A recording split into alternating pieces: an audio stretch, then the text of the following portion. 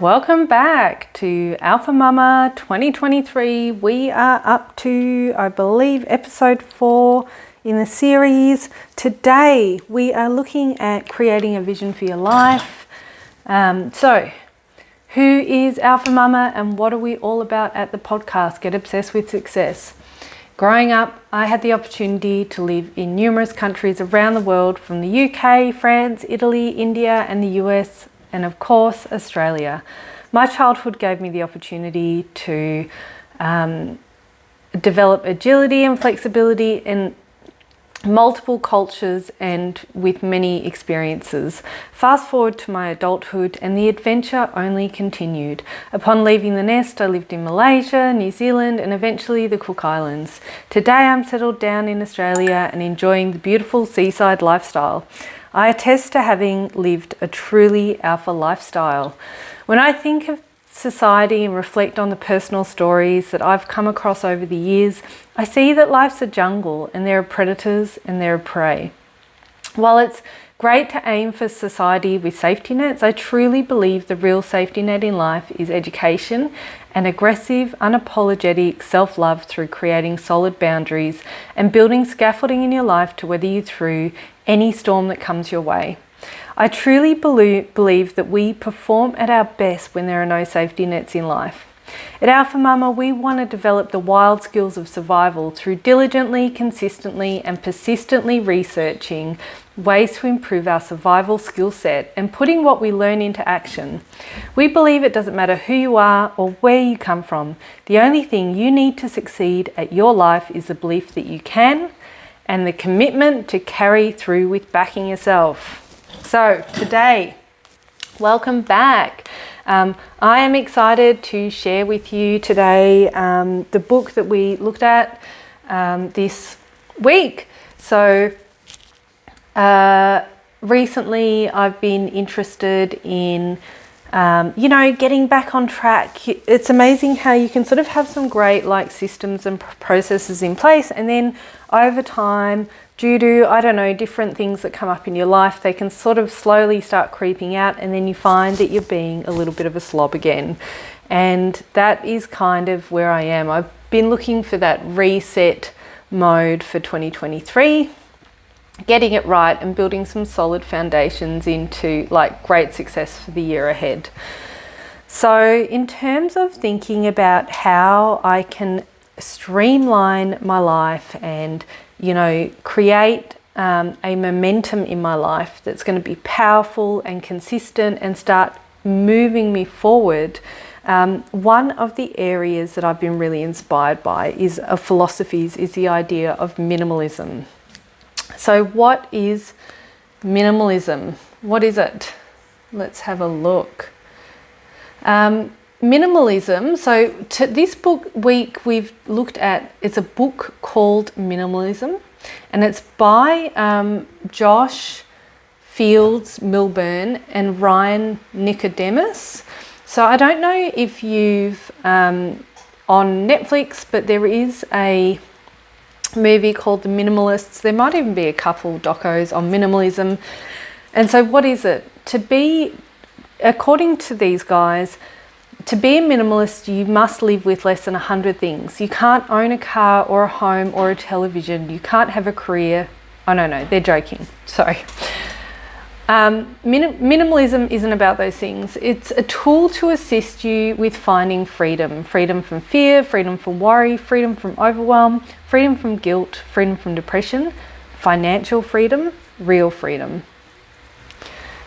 So thinking about what it does. Basically, the idea behind minimalism is to free up your life of things that you don't need so that you can spend more time focusing on the things that you truly value in your life. And so this week, to sort of get into the mood, we watched the movie on Netflix. I've then listened to the book on Audible, and I am really inspired by minimalism. So one of the things that a lot of people talk about in terms of becoming very successful at your life or becoming very efficient or effective at what you're doing, is it's really important not only to know what you want, go for what you want, but also to cut out all the things that you don't want and to remove all the things that you don't need in your life and focus only on the things that matter to you. And that in order to do that, there are a lot of things we need to know, right? Like we need to know what we want, where we're going, why we're doing the things we're doing, in order to really be able to determine what we want to keep in and what we want to take out of our life. So I think there's something really beautiful about trying to simplify your life and realizing that simplifying your life is actually an art form and a skill, and it's sort of like a fine wine that you can cultivate and develop over time and become better and better at as time goes on. So what I thought was really interesting was with the book Minimalism by Joshua and Ryan,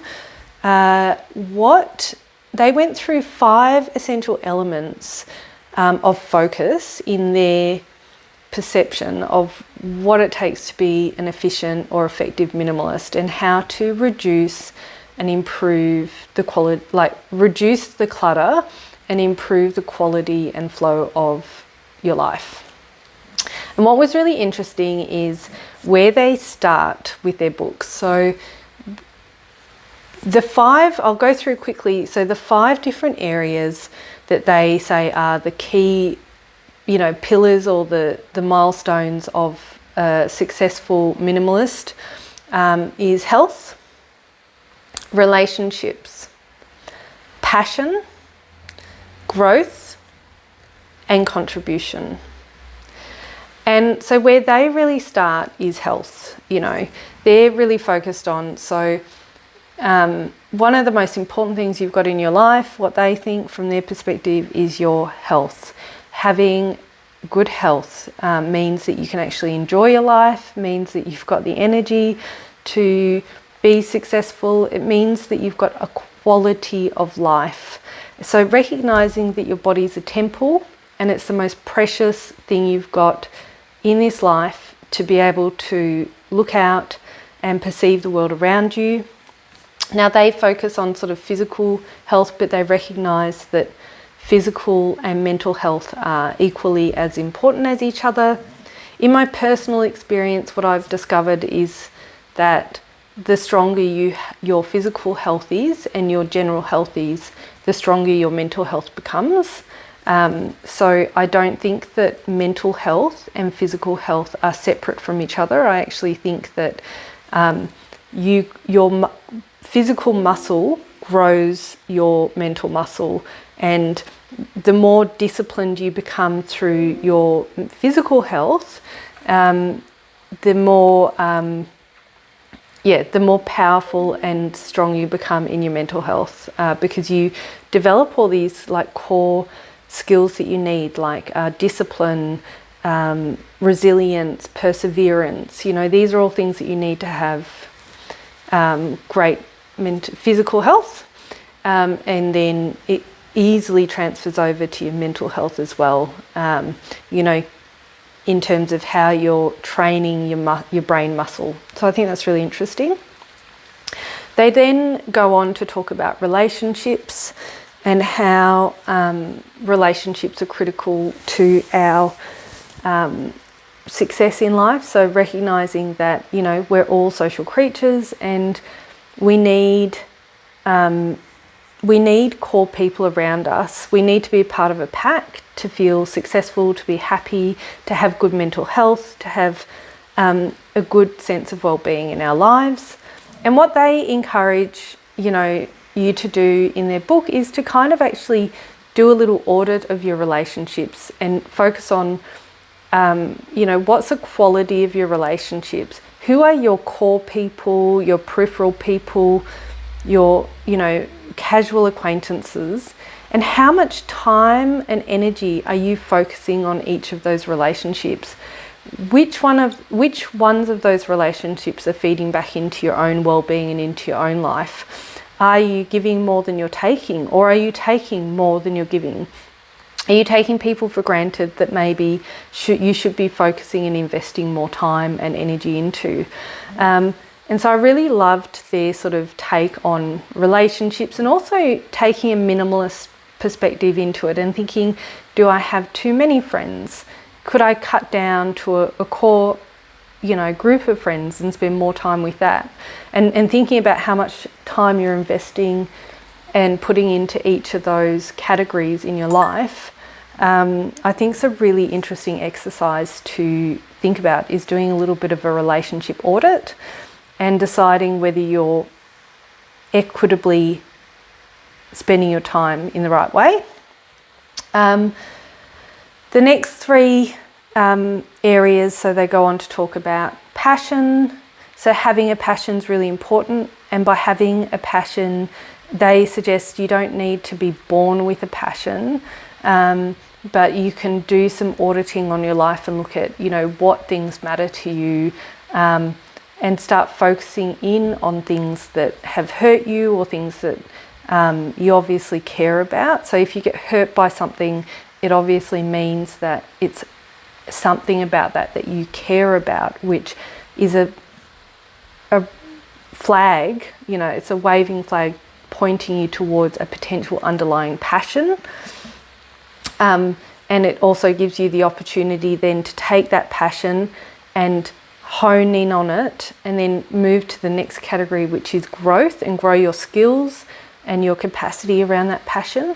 And then, of course, with the growth, when we grow or when we become really good at something or when we follow our passion, what gives all human beings great meaning in their lives is obviously contribution.